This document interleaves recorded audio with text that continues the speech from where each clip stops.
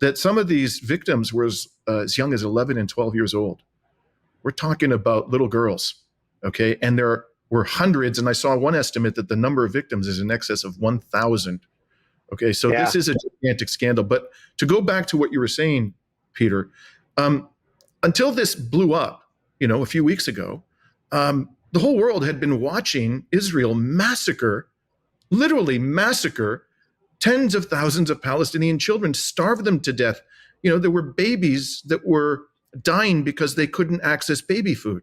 It was being withheld by the genocidal entity. There were children being shot in the head. There were children having amputations performed upon them without anesthetic because of this monstrous Israeli regime.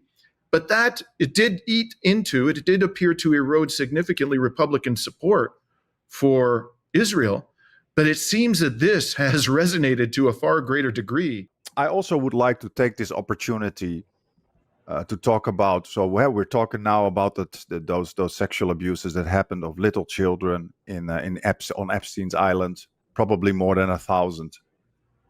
And I would like to take this opportunity also to shine a light on the abuse of Palestinian children and women and men. Now, when people talk about the sexual abuse, they always talk about that case that was on camera of that male Palestinian who was raped on camera.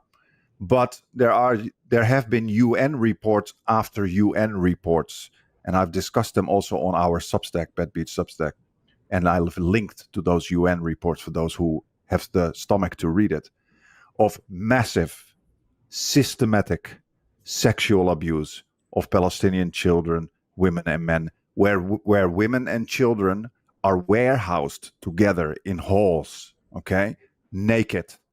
They have for, I guess, over a decade now, been imbibing all of this false information about this pizza restaurant in DC where only Democratic politicians were engaged in pedophilia.